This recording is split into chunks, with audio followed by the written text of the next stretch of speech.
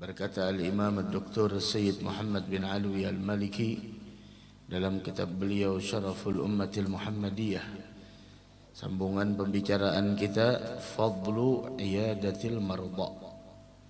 Ini membicarakan tentang keistimewaan orang yang membesuk, keistimewaan orang yang menjenguk saudaranya yang sakit. Jadi menjenguk orang yang sakit itu mempunyai keistimewaan. Dan ini menunjukkan bagaimana lemahnya seorang hamba. Bagaimanapun seseorang menjaga kesehatannya, akan tetapi yang namanya seorang hamba suatu saat pasti mengalami sebuah masa-masa yang mana dia di sana harus bersabar di dalam penyakit yang dia derita. Dari karenanya dikatakan seandainya tidak ada penyakit, begitu juga tidak ada kematian, maka manusia ini akan menjadi sombong. Dari karenanya tidaklah yang membuat Fir'aun mengaku menjadi Tuhan, melainkan karena di dalam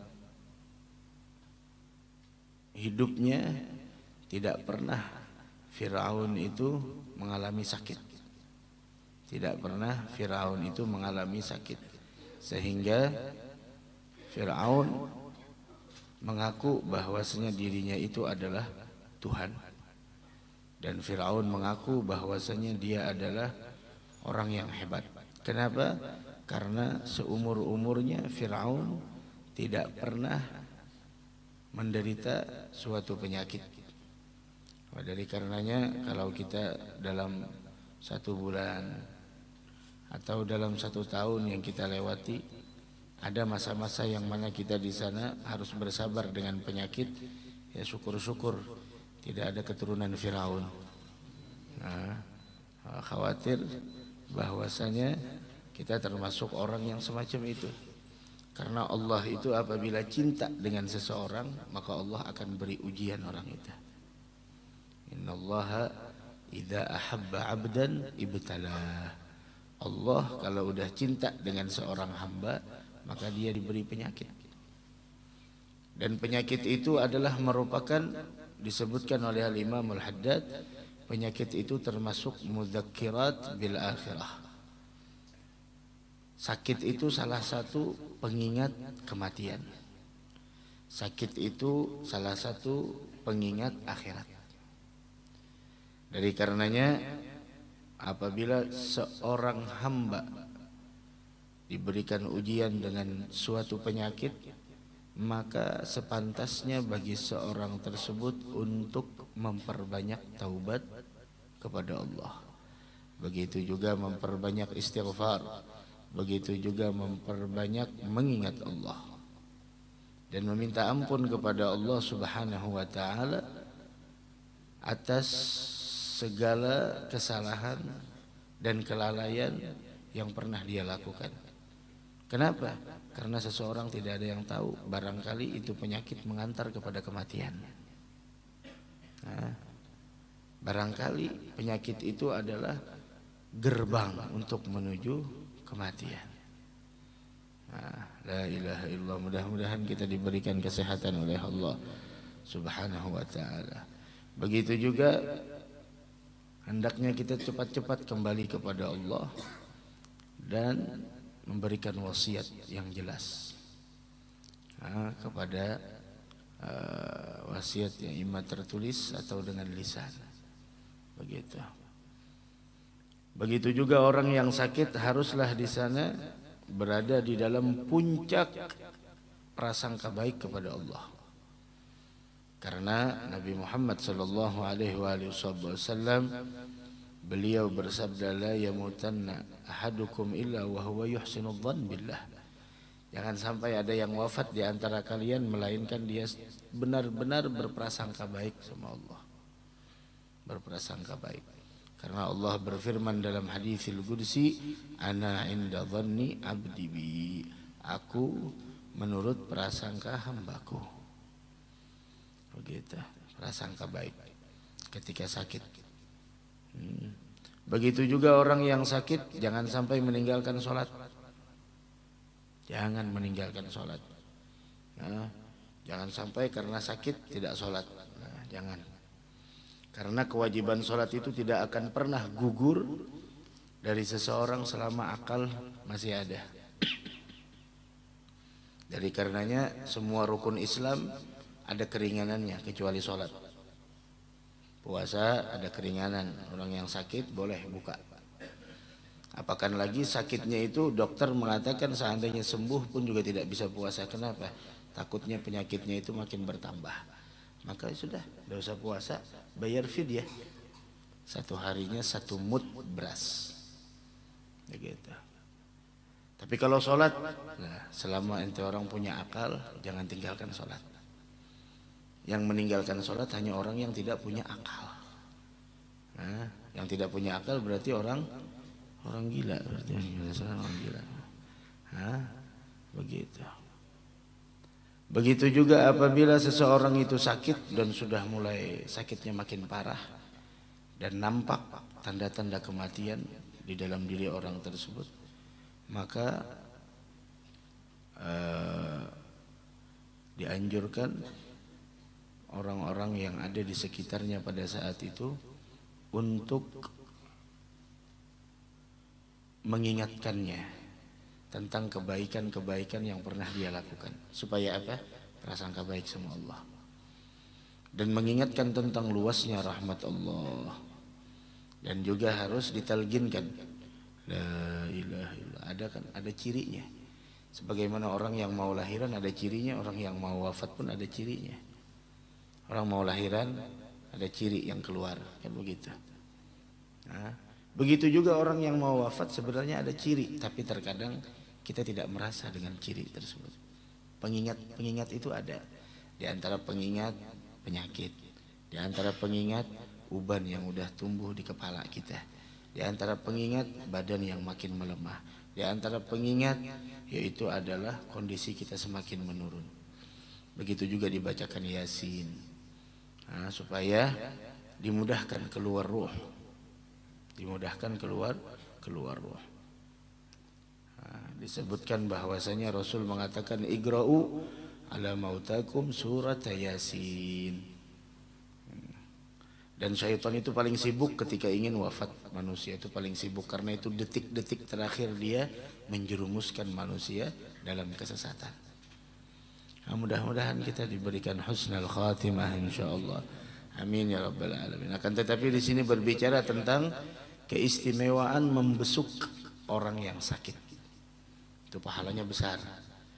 Dan kalau kita ingin pahalanya lebih besar lagi, diawali dengan niat yang banyak.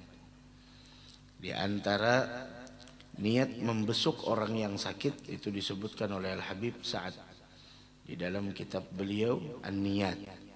Yaitu di dalam kitab beliau kumpulan niat-niat. Di antara niat membesuk orang yang sakit, yang pertama menunaikan hak sesama muslim. Karena sesama muslim punya hak, di antaranya jika dia sakit besuk, dijenguk. Kemudian niat yang kedua di antaranya adalah melaksanakan perintahnya Nabi besar Muhammad sallallahu alaihi wasallam. Kemudian yang ketiga, niatnya adalah mengikut atau mutaba'ah kepada Nabi besar Muhammad sallallahu alaihi wasallam. Yang keempat, niatnya untuk mendoakannya agar diberikan keafiatan. Jangan ditakuti orang yang sakit. Sakit apa? Nah, darah tinggi, tekanan. Oh, tetangga saya kemarin tekanan meninggal dunia, masya Allah. Itu namanya menakut, tidak ada adab. Doakan, oh tidak apa-apa, insya Allah afiah, insya Allah. Begitu. Kemudian yang kelima, niatnya mendoakan dengan doa yang memang datang dari Nabi Muhammad sallallahu alaihi wasallam. Allahumma rabban nas adhibil bas ishfi anta syafi wa afi antal muafi la shifa illa shifa. Begitu. Begitu juga yang keenam, niatnya adalah idkhalus surur, membahagiakan, menyenangkan orang lain. Karena ketika orang yang sakit dibesuk itu sedikit ada ada semangat hidup. Oh, jangan sampai kita tuh Masya Allah waktu sehat banyak kita orang punya teman, waktu sakit wala wahid, satu pun tidak ada yang besok kita. La haula wala quwata illa billah. Baru kita sakit masih di dunia sudah tidak ada yang datang, apalagi kalau kita meninggal. Nah, begitu. Yang ketujuh, di samping menyenangin dan menggembirakan orang lain dan diberi semangat apa-apa insyaallah. Yang ketujuh di antara niatnya adalah menolong orang tersebut dari apa yang dia perlukan. Dia perlu apa, kita tolong. Mau makan apa? Dan orang sakit jangan dipaksa makannya. Mau makan apa? Lah harus makan. Makan bakso, pentol dan sebagainya. Jangan. Kolesterol. Begitu. Nah, tapi kadang-kadang memang menjenguk orang yang sakit itu pahalanya besar jika pakai adab. Tapi kalau seandainya orang yang sakit tersebut perlu istirahat, jangan dipaksa. Beliau lagi istirahat, tidak bisa dibesuk. Dokter mengatakan harus istirahat full, khalas. Kada perlu dibesuk, cukup kita mendoakan. Kadang-kadang Masya Allah, yang sakit dirawat di rumah sakit karena kebanyakan tamu. Berapa jam tamu yang datang, Masya Allah. Jadinya tambah sakit. Tidak ada istirahat. Harus ada istirahat begitu. La ilaha illallah. Di antara keistimewaan umatnya Nabi besar Muhammad sallallahu alaihi wasallam, yaitu yang Allah siapkan dari pahala yang sangat besar, ganjaran yang sangat mulia, yaitu adalah menjenguk orang yang sakit. Apalagi pakai niat tadi. Itu apalagi yang udah yang udah beli baju baru, niatnya apa? Niat pakai baju baru, apalagi lebaran nantinya, Masya Allah. Malam hari raya udah dipakai, Masya Allah. Malam hari raya udah dipakai. La ilaha illallah. Harus ada niat. Jangan sampai kita memakai pakaian baru hanya sekedar pakai, tidak ada niatnya, sehingga tidak ada pahala. Innamal a'malu binniyat, ada niatnya. Apa niatnya? Di antara niat memakai pakaian yang baru, yang pertama adalah nutup aurat. Jangan sampai itu ngebeli baju mahalnya luar biasa tapi auratnya tidak tertutup. Oh ini tertutup. Beda menutup aurat sama membalut aurat. Tuh hati-hati. Bil khusus perempuan. Tuh orang tua yang punya anak perempuan, ayo lihat baju yang dia beli baju apa. Jangan sampai membalut aurat sehingga kasiat ariyat. Berpakaian tapi seakan tidak seperti orang yang berpakaian, membentuk lekuk tubuhnya. Ini ajib. Keluar sholat Id dengan pakaian semacam itu, rambut terurai dan lain sebagainya. Ini lebaran mengingat akhirat. Bukan kita di sana mempamerkan apa yang tidak perlu dipamerkan. Begitu. Nutup aurat, niat nutup aurat. Yang kedua, izharun ni'mah wal hamd wasyukur lillahi azza wa jal.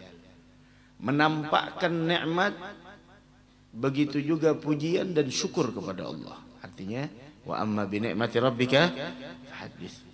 Ungkapan nikmat ini saya beli baju ini semata-mata ini nikmat dari Allah. Allah ngasih saya uang. Entah uangnya dapat dari mana, si fulan yang ngasih dan sebagainya. Ini izharun ni'mah.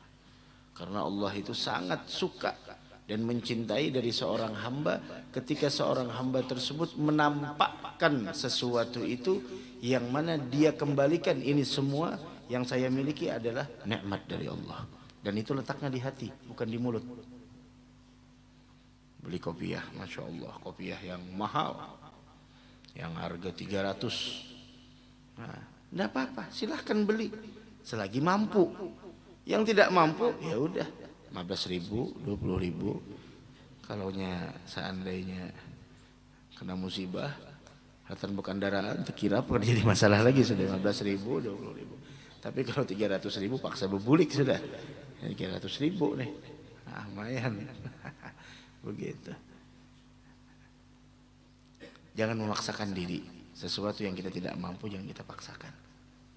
Jangan memaksakan sesuatu yang kita tidak mampu untuk menggapainya. Pakai apa adanya. Yang pakai baju biasa tidak baru bukan berarti itu hina, bukan berarti dia tidak layak merayakan Id. Yang memakai baju yang baru bukan berarti dia hebat. Izharun ni'mah. Ini nikmat, menampakkan ini nikmat dari Allah. Begitu juga alhamdulillah, pujian kepada Allah dan syukur, terima kasih kepada Allah. Nah, sebagian orang soleh tuh kalau urusan sholat dia mampu, ini bagi yang mampu lah, bagi yang mampu. Kalau urusan sholat dia pakai pakaian yang paling mahal. Kenapa? Ini nikmat dari Allah. Menghadap Allah pakai pakaian yang paling bagus, yang paling mahal, karena itu semua adalah nikmat dari Allah. Tapi kalau untuk ketemu orang lain ya biasa-biasa aja, tidak terlalu lusuh. Kadang-kadang kita kebalik. Untuk makhluk, untuk kondangan, masya Allah, jutaan bajunya. Tapi kalau untuk sholat, ya Allah, yang ahli hisabnya belubang tapinya, masya Allah, apa? Wala disetrika, wala pakai parfum, wala pakai haula wala quwwata illa billah. Nah, kita tuh kadang-kadang kalau ngasih orang baju, dipakai baju yang kita kasih, kita bahagianya luar biasa. Apakan lagi kita mengatakan, Pak Haji, ini baju yang pian kasih kemarin. Udah ada, diam. Tapi dalam hati Pak Haji pasti, masya Allah, dia menghargai. Dia menghargai. Meskipun pemberiannya kadang-kadang pemberiannya sederhana, tapi ketika dipakai, melihat, itu pemberian saya, dipakai, bahagia. Itu namanya izhar, menampakkan. Itu di antaranya. Kemudian di antara niat memakai baju yang baru, al-inkisar wal khudu' lillah. Tunduk dan merasa hina karena Allah. Pakaianmu tidak menjamin identitasmu. Pakaianmu tidak menggambarkan kualitasmu. Begitu. Begitu juga di sana ada mutakabbur ala ahad minal khalq. Jangan sombong sama orang lain karena pakaian. Allah tidak melihat dari segi pakaian. Jangan sombong. Nih baju saya mahal. Saking ya Allah, labelnya aja masih ada di bajunya, harga 300.000. Haula wala quwata illa billah. Jangan sombong. Begitu mudah bagi Allah untuk memutarbalikkan sesuatu. Mudah.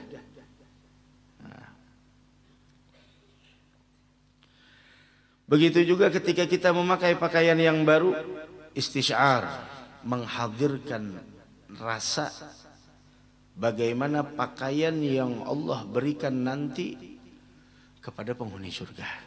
Artinya apa?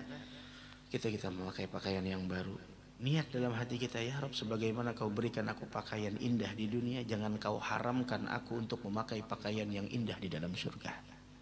Begitu. Jadinya bermakna memakai pakaian. Kan beda orang yang punya ilmu sama orang yang tidak punya ilmu.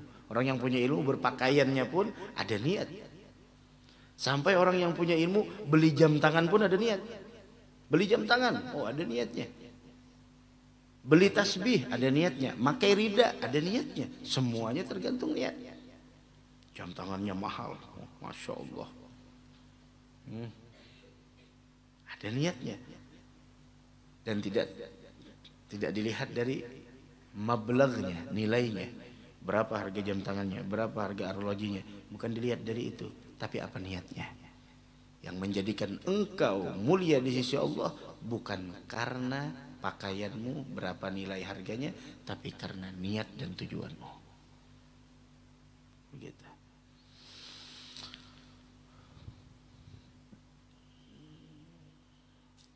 Begitu juga niatnya adalah untuk kita gunakan di dalam ketaatan agar kita menjadi penghuni surga.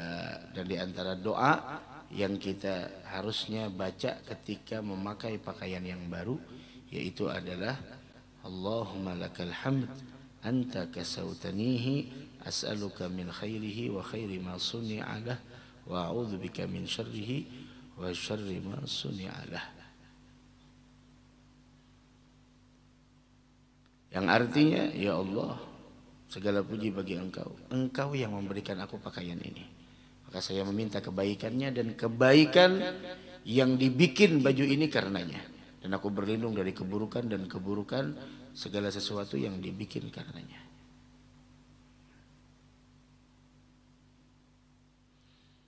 Atau kalau mau ringkas doanya, alhamdulillahilladzi kasani min ghairi haulin wala quwwatin minni. Segala puji bagi Allah yang telah memakaikan pakaian ini tanpa daya dan upaya saya. Semuanya adalah rizki dari Allah Subhanahu wa taala.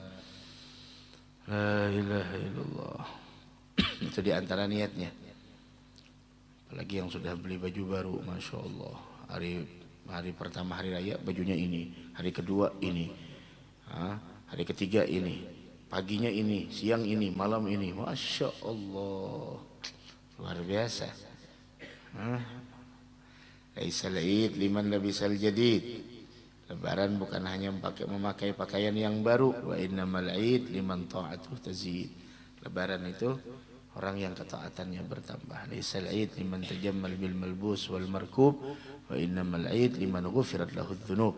Lebaran bukan hanya sekedar memperindah dan menghiasi daripada pakaian dan kendaraannya, akan tetapi lebaran adalah bagi mereka yang dosanya diampuni oleh Allah. Mudah-mudahan dosa kita diampuni oleh Allah. Dan bertambahnya amal itu dilihat setelah lebaran. Bagaimana keadaan kita setelah lebaran? Setelah kita ditinggalkan oleh Ramadan, bagaimana keadaan kita? Makin taat atau makin beribadahnya karena Ramadan? Nah, jangan begitu. Wa qad jaa fil hadits an Abi Hurairah radhiyallahu taala anhu qala man 'ada maridan. Diriwayatkan dari Sayyidina Abu Hurairah, hadis riwayat Imam At-Tirmidzi wa Ibnu Majah wa Ibnu Hibban. Siapa orang yang menjenguk orang yang sakit, jenguk orang sakit, tentu dengan adab lah, dengan adab. Nadahu munadin minas sama, terdengar seruan dari langit. Tibta wa taba mamsyak wa tabawwa'ta minal jannati manzila. Ini luar biasa keistimewaannya. Tibta, yang artinya engkau telah melakukan sesuatu yang baik dan indah. Wa taba mamsyak, perjalananmu pun adalah perjalanan yang mulia, yang bagus, yang indah. Itu perjalanannya bagi orang membesuk orang yang sakit. Wa tabawwa'ta minal jannati manzilan, dan engkau mendapatkan satu tempat di dalam surga. Tuh, menjenguk orang sakit. Tapi pakai adab.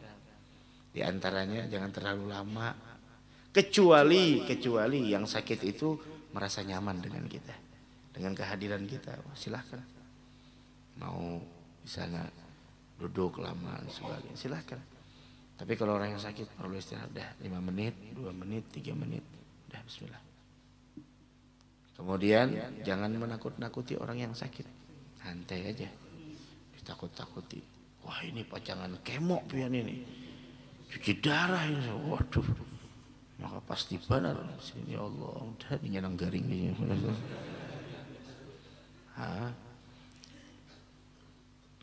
Kemudian hadis yang lain.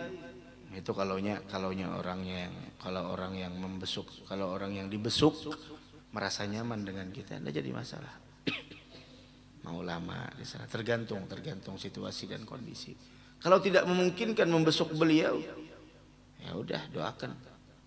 Apalagi biasanya kalau ulama yang sakit kan biasanya banyak para muhibbinnya ingin membesuk ini itu dan sebagainya. Udah, tidak perlu kita untuk memaksakan diri. Yang penting doakan. Apalagi ini kita udah banyak ulama-ulama kita pada wafat. Kemarin kita dikejutkan dengan wafatnya Abah Guru Banjar Indah.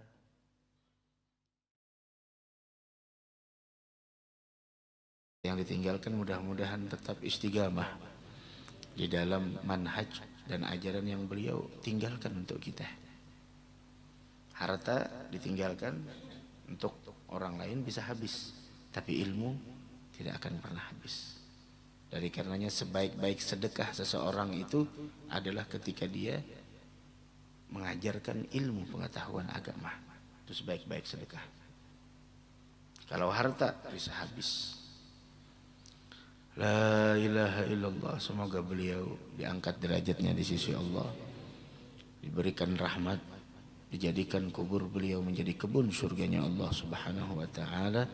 Dan semoga kita tidak terharamkan dari keberkahan beliau, dan semoga kita mendapatkan manfaat dan keberkahan beliau, dan semoga yang paling penting kita terselamatkan dari fitnah-fitnah yang akan datang, dan semoga kita diberikan keistiqamahan di dalam berjalan di jalan yang beliau sudah tempuh. Amin ya rabbal alamin. Begitu. Lama udah banyak wafat. Masya Allah. Baik seperti itu. Wafatnya pun di bulan baik, di hari yang baik. Tinggal kita yang ditinggalkan. Nah, tinggal kita yang ditinggalkan. Dan kita doakan ulama-ulama yang masih ada, semoga diberikan panjang umur, sehat afiat, dan kita termasuk orang yang bisa mensyukuri nikmat. Karena keberadaan ulama itu nikmat, dan nikmat jika disyukuri akan membawa keberkahan, akan mendatangkan tambahan nikmat yang lain. Tapi ketika nikmat tidak kita syukuri, tunggu nikmat itu akan menjadi sebuah malapetaka. Salah satu cara kita mensyukuri adanya ulama, kita ambil ilmunya, kita hadiri majalis-majalis yang mereka isi di sana. Di antara cara mensyukurinya, adalah mendoakan mereka. Nah, di antara cara mensyukurinya adalah memuliakan mereka. Begitu, membantu mereka. Jangan sampai kalau sudah tidak ada, baru di sana, oh begini. Manusia itu kadang begitu. Lagi ada, tidak terlalu dihiraukan. Ketika pergi selamanya, baru sadar bahwasanya keberadaannya itu sangat berharga, keberadaannya itu sangat berarti, keberadaannya itu sangat penting di tengah-tengah masyarakat. Tapi itulah, dan dari sini kita belajar, tidak ada manusia yang hidup selama-lamanya. Mau dia orang baik, mau dia orang jahat, mau dia ulama, mau dia adalah orang jahil, mau dia orang saleh, mau dia adalah orang yang tidak saleh, semuanya bakal wafat. Kalau udah tahu semuanya bakal wafat, lebih baik memilih jadi orang baik daripada orang jahat. Begitu. La ilaha illallah.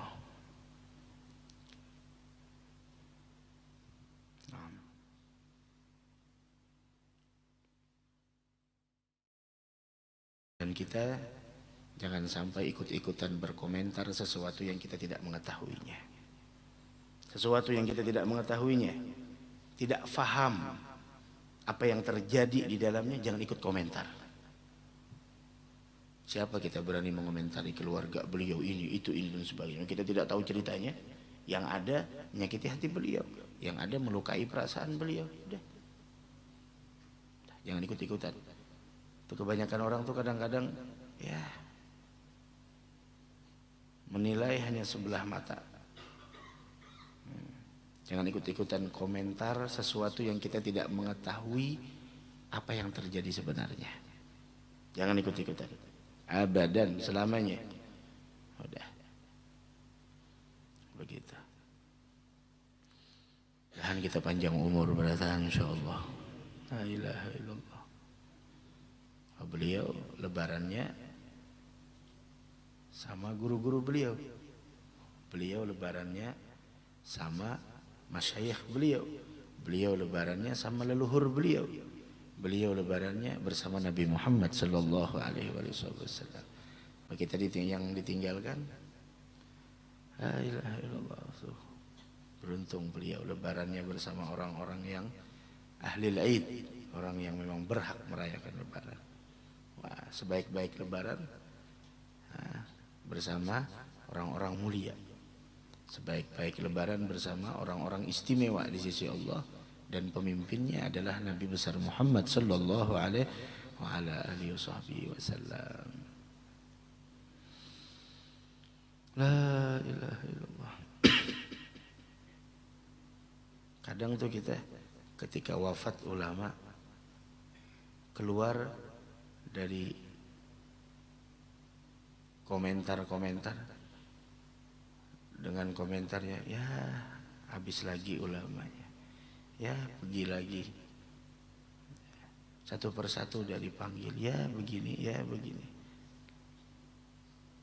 Alangkah lebih bagusnya silahkan kita di sana bersedih, tapi jangan sampai kita itu larut di dalamnya sehingga kita membiarkan diri kita dalam kebodohan.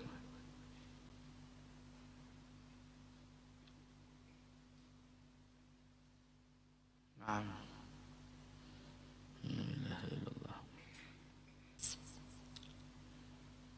27 Ramadan. Nah, Pak Guru Zuhdi di awal Ramadan, Pak Guru Palima di akhir Ramadan. Begitu.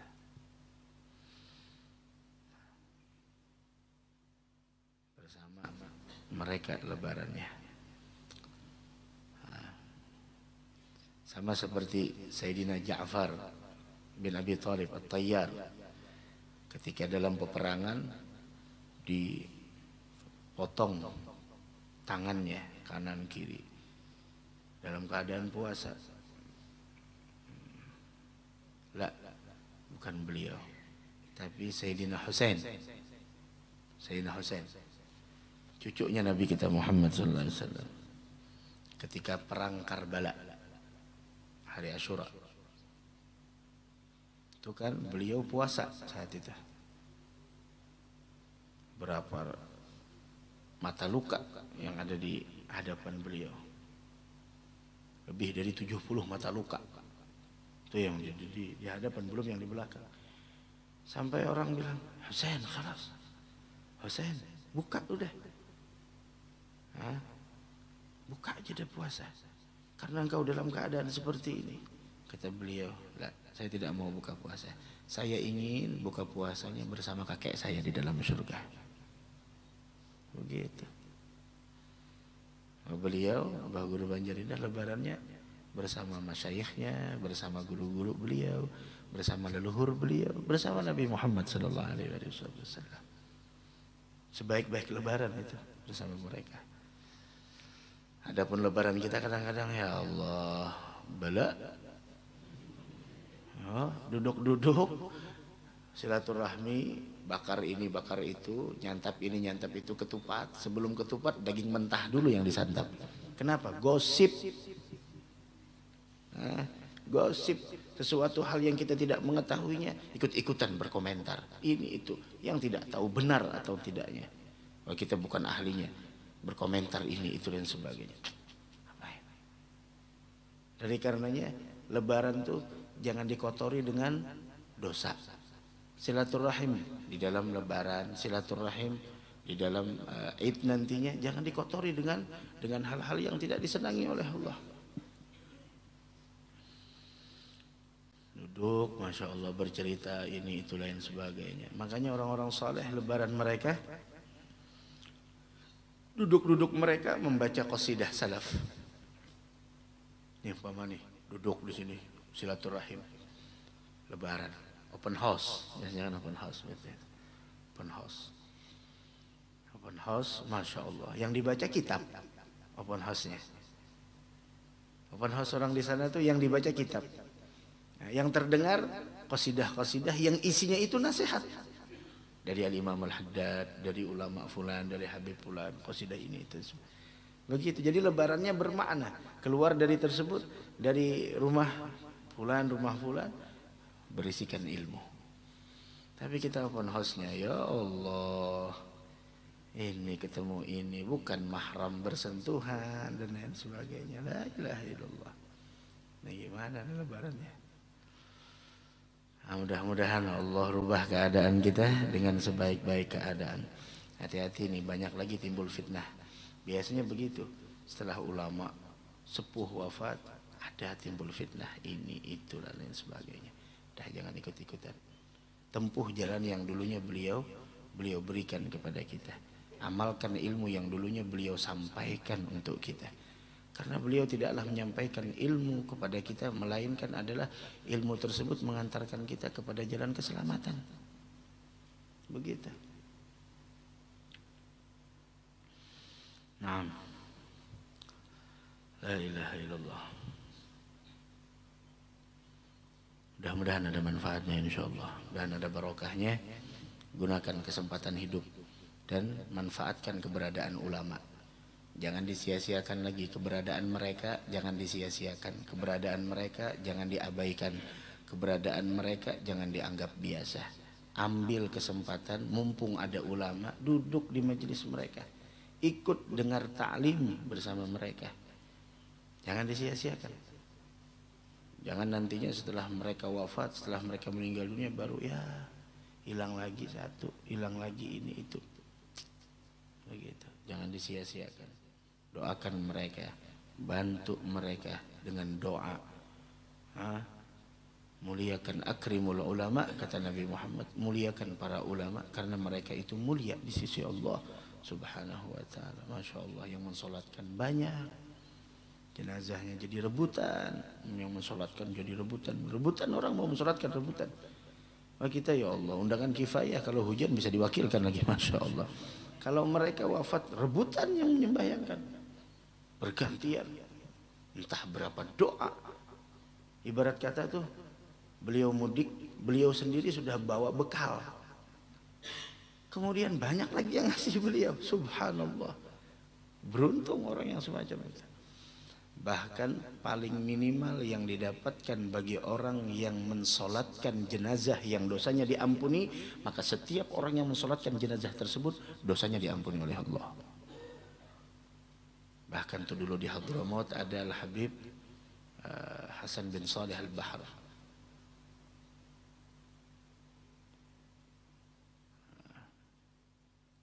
Beliau ada ketika meninggal dunia banyak yang mensolatkan. Ternyata ada orang yang dari pasar beli sepotong daging, ikut mensolatkan. Tidak tahu ini jenazah siapa, ya udah ikut aja dan sholat jenazah. Bismillah, ikut. Allahu Akbar. Setelah selesai sampai ke rumah, dia masak tuh daging, tidak mau masak. Bingung, ini kenapa? Tidak mau masak dagingnya. Ditanyakan kepada orang yang punya mata batin yang luar biasa.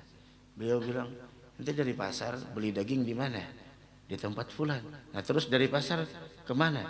Dari pasar saya lewat ada jenazah, saya ikut mensolatkan di paling pojok dan daging saya taruh di depan. Oh, kata beliau, naam, itu yang wafat kita tahu siapa? Seorang Habib wali min auliyaillah yang tidak pernah ketinggalan sholat tahajud.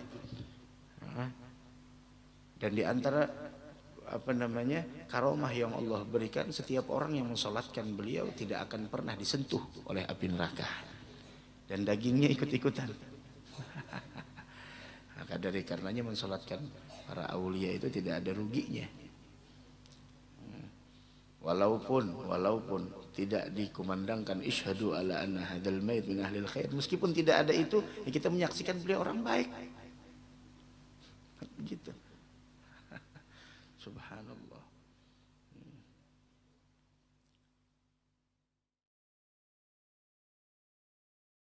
Dan ulama yang masih ada panjang umur, sehat afiat. Habaib kita yang masih ada panjang umur, sehat afiat. Dan mudah-mudahan kita jangan lagi menyia-nyiakan keberadaan mereka. Ambil ilmu dari mereka. Itu peninggalan mereka terbaik. Kita tuh kalau diberi ulama, kalau diberi guru, kalau diberi tuan wali uang, disimpan jadi pipikat. Pipikat, paham pipikat? Oh, kalau sudah pipikat itu ada kau diapai lagi sudah jadi pipikat. Oh, itu uang yang dikasih sama beliau. Bagaimana kalau ilmu yang dikasih oleh beliau? Itu jalan keselamatan. Gitu. Ya khair ala kulli hal. Kita sama-sama baca tahlil, kita hadiahkan buat beliau. Kita doakan beliau, man asda ilaikum ma'rufan fakafi'uh, kata Nabi. Siapa orang yang udah berbuat baik sama kalian, balas tuh kebaikannya, jangan dilupakan. Nah, kalau kalian tidak punya sesuatu untuk membalas kebaikan mereka yang berbuat baik kepada kalian, maka doakan mereka. Dan ulama itu berbuat baiknya dengan kita luar biasa, mengorbankan waktunya, mengorbankan tenaganya, mengorbankan kesehatannya demi memberikan pencerahan kepada kita. Maka sudah selayaknya kita membalas kebaikan mereka. Kita tidak punya sesuatu yang mampu untuk membalas kebaikan mereka. Setidaknya kita doakan dengan kita cara kirim tahlil sama beliau. Akhir kita sama-sama tahlil. Kita sama-sama baca tahlil, kita kirimkan hadiah buat beliau.